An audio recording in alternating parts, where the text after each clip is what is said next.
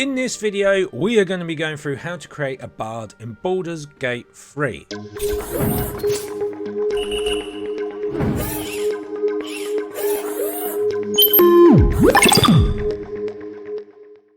So, first and foremost, I'm going to come down and select our bard. Ta-da! There we go. So what does a bard give you? Well, let's have a look at the proficiencies first of all. So you've got simple weapons, hand crossbows, long swords, rapiers, short swords, and light armor.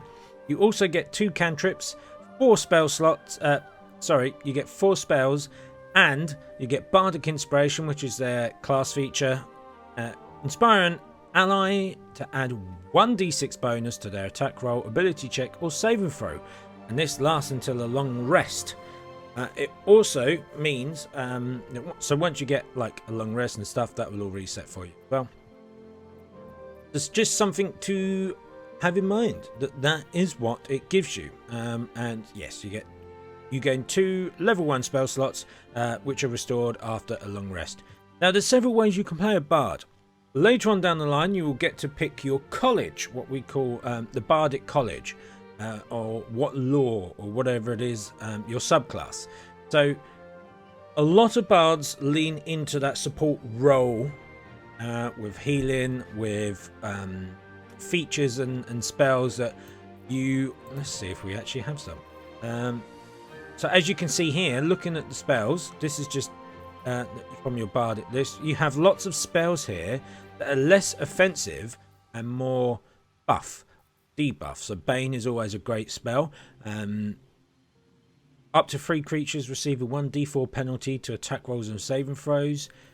You have Fairy Fire. All targets within the light turn visible, and attack rolls against them have advantage. Now bear in mind, that includes you. So if you are in there when you cast that, they will also get advantage against you. I found that out the hard way. Featherfall, you gain immunity against falling damage, disguise self. So as you can see, a lot of these are supportive spells. Now later on, when you do get your high levels, level 2, level 3, you'll be able to sort of branch off into a more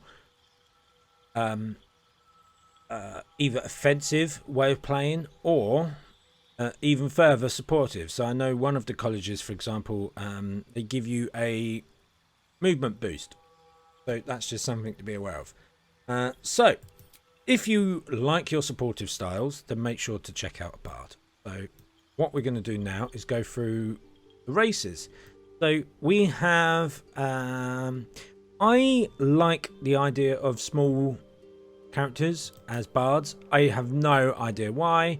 Half elf might be a good one as well. So we have the extra proficiencies there, the dark vision and the saving throws. I like the idea of having a halfling. When you roll for a 1 on the attack roll, ability check, or saving throw, you can re-roll the die, but you must accept that.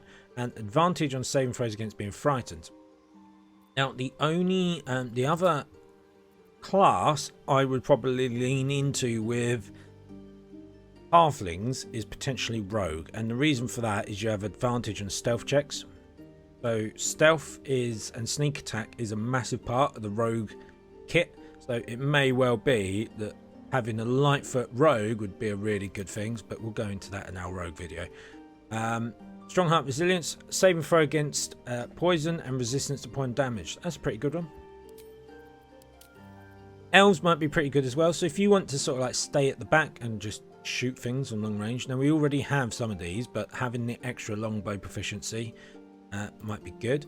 If we have a look into here, we've got firebolt cantrip, or we have the extra movement speed. So having a mobile bard might be quite good, especially if you're having them as a Healy support character. Being able to get around the field quite quickly to go and do a cure wounds on somebody might be quite beneficial. Tiefling. What else have we got? So let's have a look at the subclasses. So we've got subclass of Produce Flame, Mage Hand, or Thaumaturgy. Whatever the word is. Gain advantage on intimidation and performance checks. Now this could be clutch. As a bard, you may have an extra level of needing to do performance. So having this I think is probably a way forward. So, Zariel Tiefling. We'll go with that one. That is our one at the moment. Okay, so drown weapon training. What else? Okay, so it doesn't matter what drow. Superior dark vision might be pretty cool. We've pretty much got those already, so we don't need those again. Additional skill to be proficient in. That might be quite cool to do that. We've already touched halfling. We've already touched on this one. Dancing lights. Dancing lights is a free spell. Is always really good. Dwarven resilience. Yep. Extra weapons. I would probably be inclined to play my bard as support. So, Dwarven armor training might be quite a good one. Being charmed or paralyzed as well might be quite good. So, the Duergar one, we get extra dark vision and we get the advantage in saving throws against illusions and against being charmed or paralyzed. The last thing you want to do is when you're running around as your support is be paralyzed. I still think we're leaning into the performance tiefling. Githyanki, maybe not overly sold. I love this. The gnome cunning I think is just massively. Efficiency and history checks. We could go that way. I'm not that bothered by that. 24 and then stealth checks. So again, rogue, gnome, the deep gnome. So this I think could well be where I would go with the rogue actually. Deep gnome rogue, because you've got the extra dark vision. You have the advantage on stealth checks. And then the advantage on the halfling. Anyway, we're not talking about rogues, we're talking about bards. So the Dragonborns, I wouldn't go with a Dragonborn. And the Half-Orc, I wouldn't go with a Half-Orc. So I think it's probably between. Let's go with our Tiefling. I personally would do a lot of emphasis on performance. I think having the mind you, that's just a cantrip.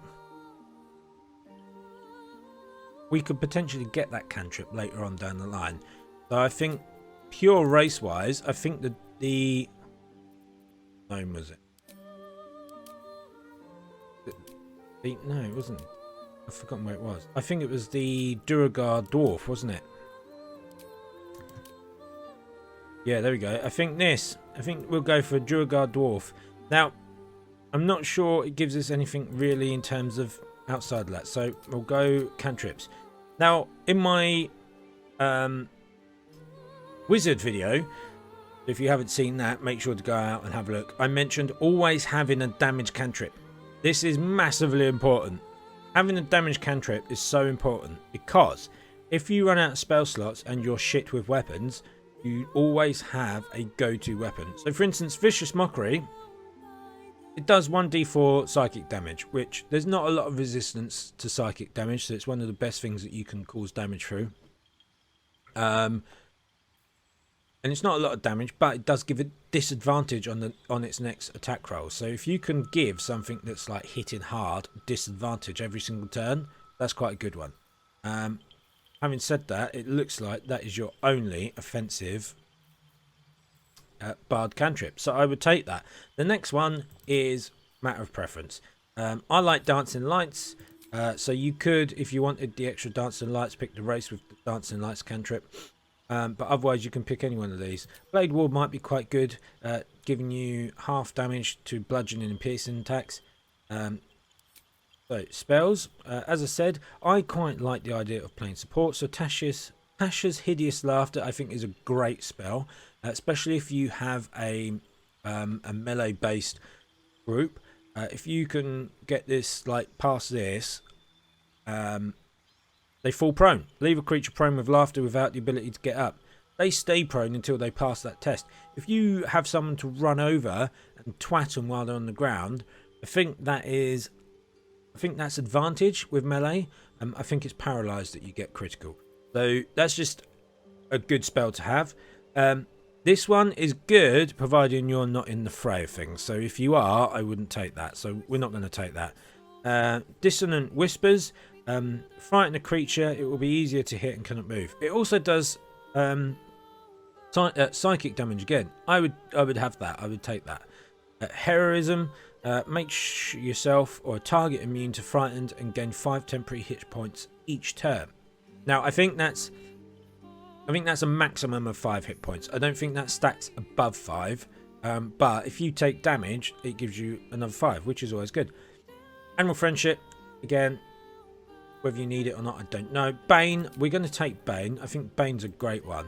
So we're going to drop heroism, take dissonant whispers. We'll take Bane because Bane is just fantastic. This is purely cosmetic.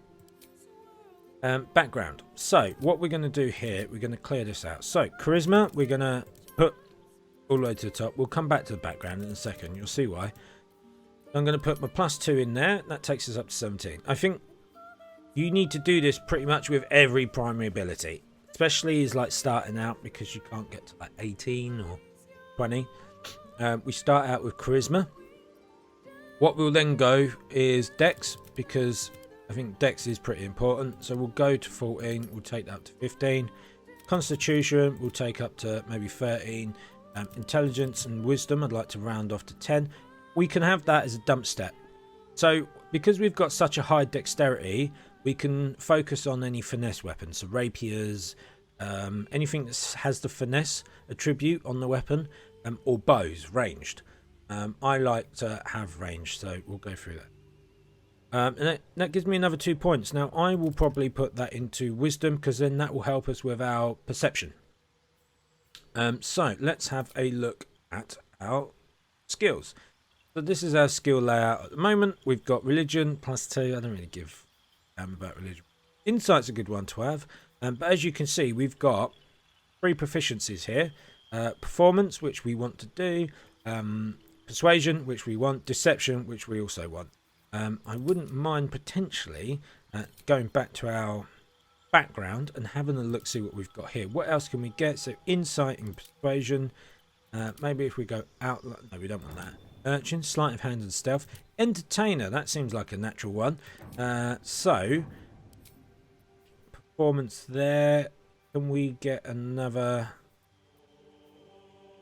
heritage from background? Let's have a look, because I think we get that anyway. Oh, no, we don't.